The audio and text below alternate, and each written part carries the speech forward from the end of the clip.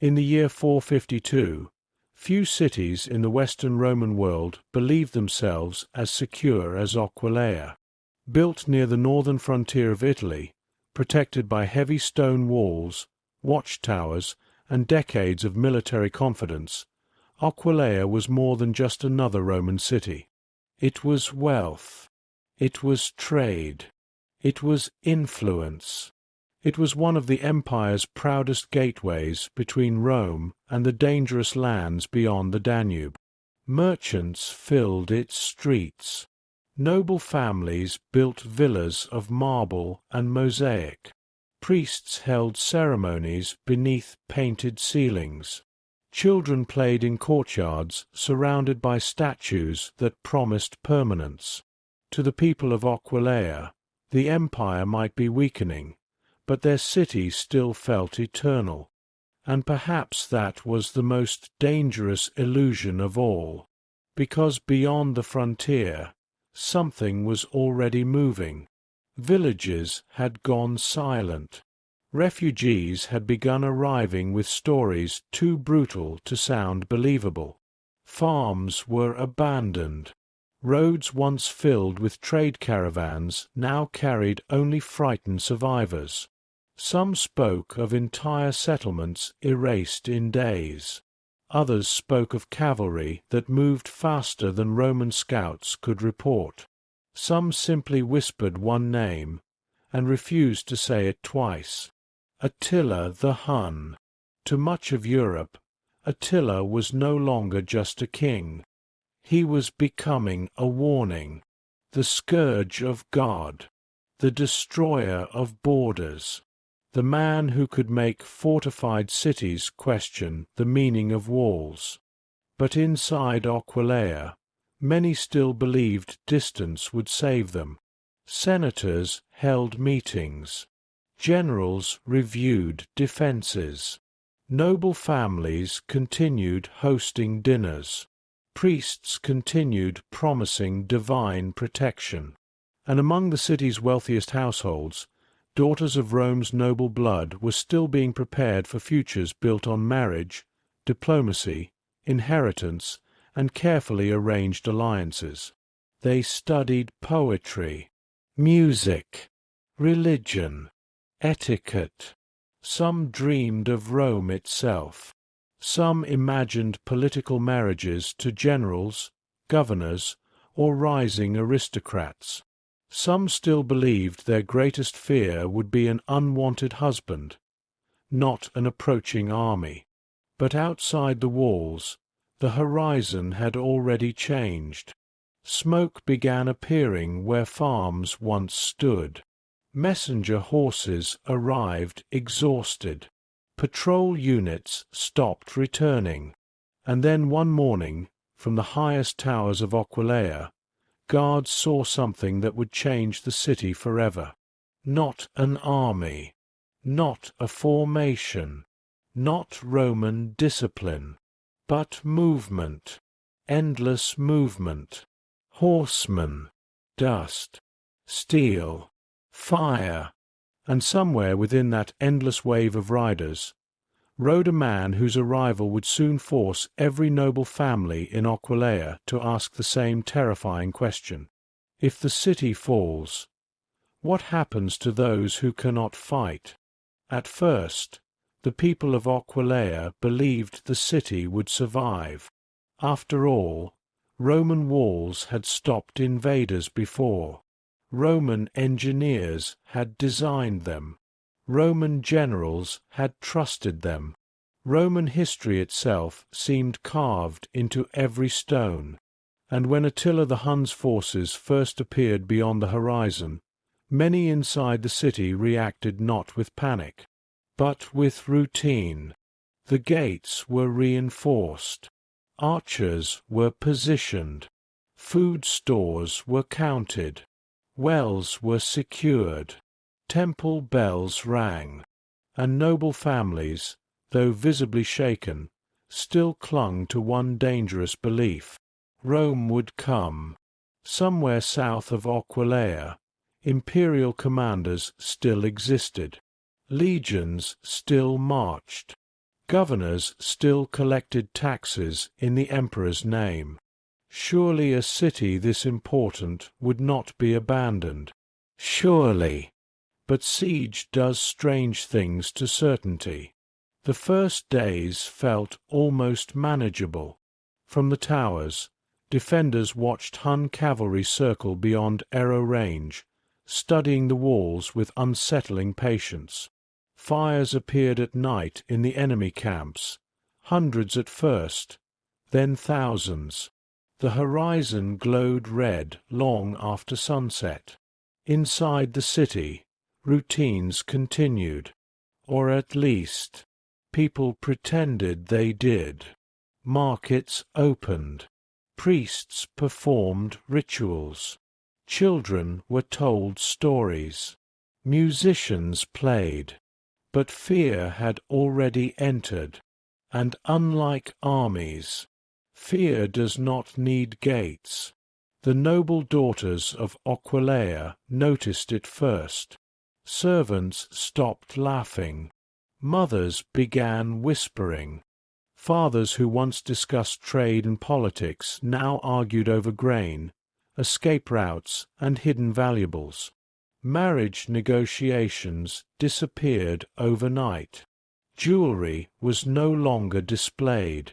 Family heirlooms were packed into wooden chests, and for the first time in their carefully protected lives, the daughters of Aquileia began hearing words never meant for them: capture, ransom, hostages, slavery, disappearance. At first, some refused to believe it. These were Roman girls, daughters of senators, merchants, officers, and wealthy landowners. Their futures had always seemed planned, predictable, protected. But war does not respect plans, and Attila was not Rome's usual enemy.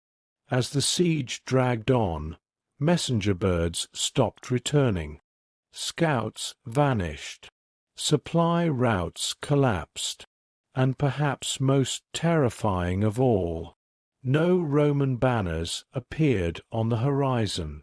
No reinforcements. No cavalry. No rescue.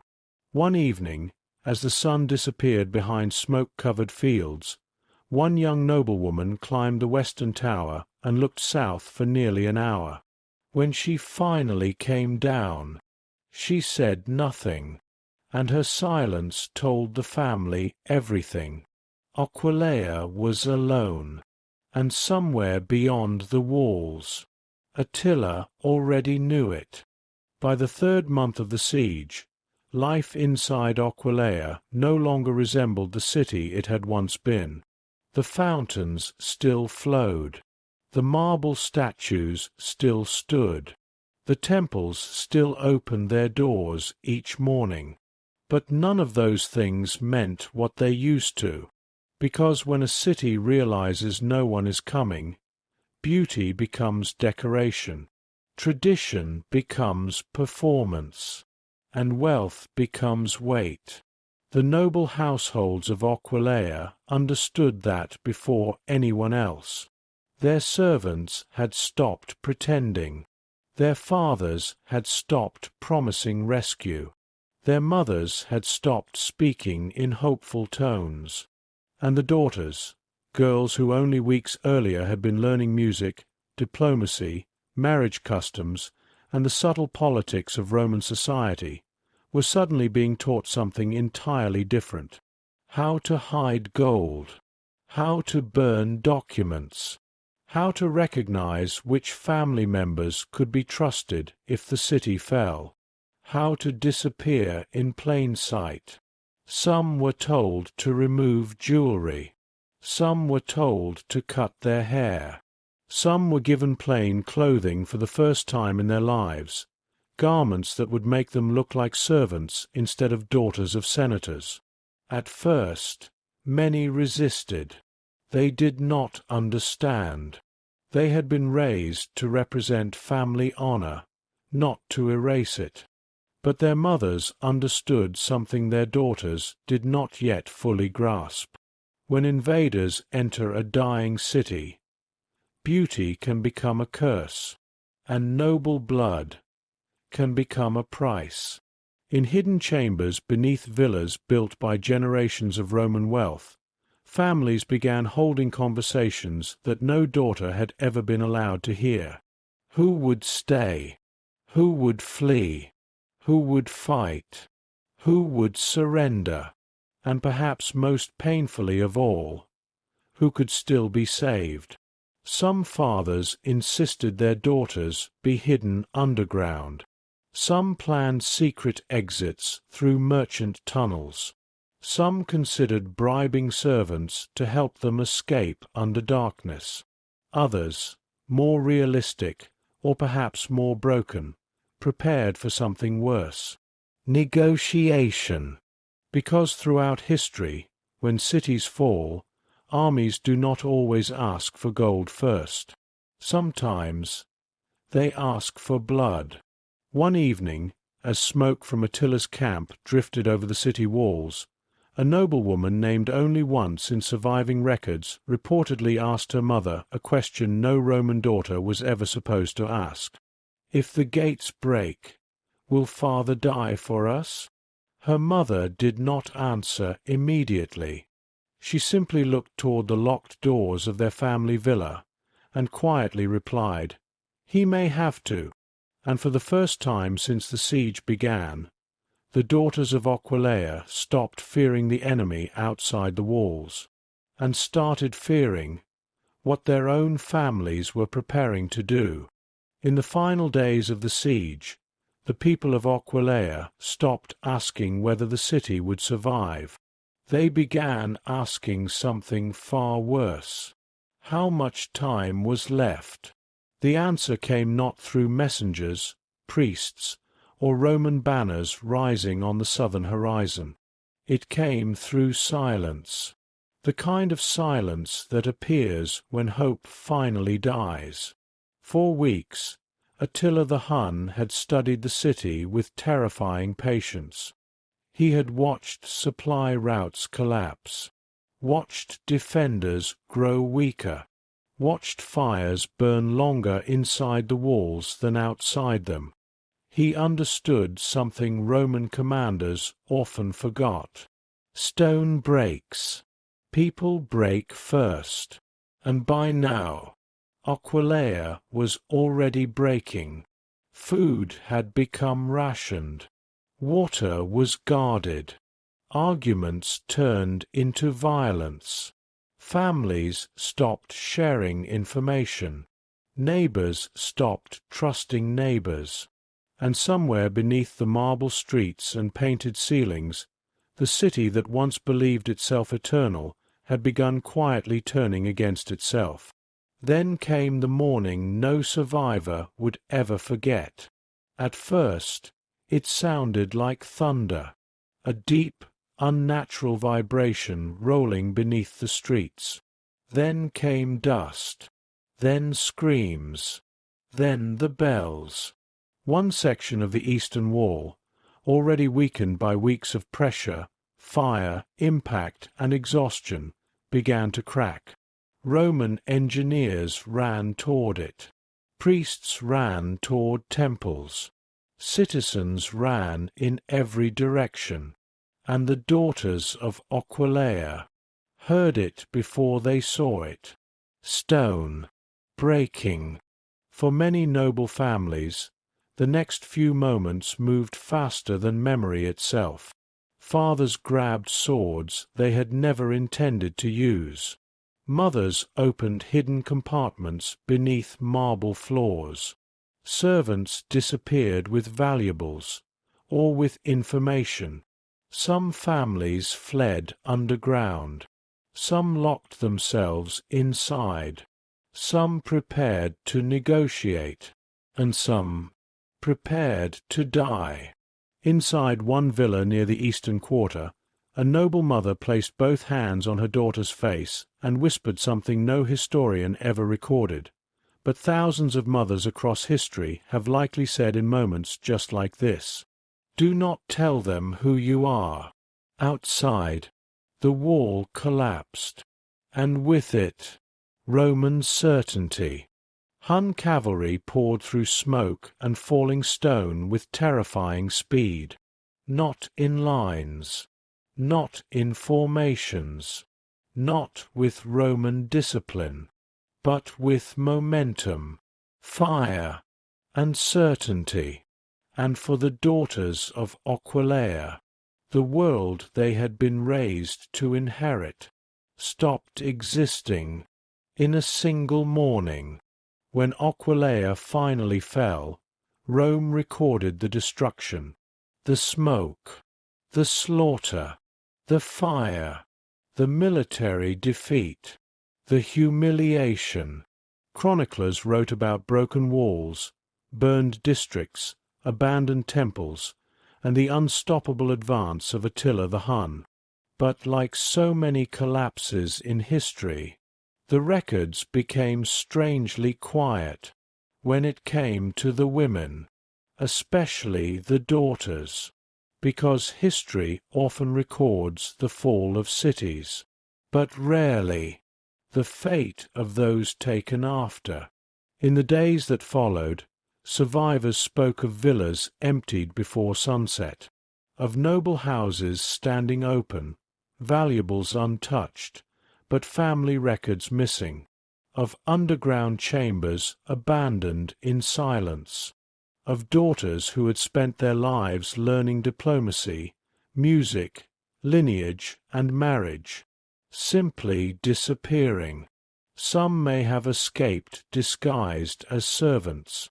Some may have been exchanged for gold. Some may have become political gifts, hostages, bargaining pieces in negotiations far beyond Italy. Some may have survived, and some may have vanished so completely that even their families stopped saying their names aloud. Roman records do not tell us exactly what happened. That silence is not accidental. Empires often record defeat, but they rarely record humiliation, especially when that humiliation enters their own bloodlines.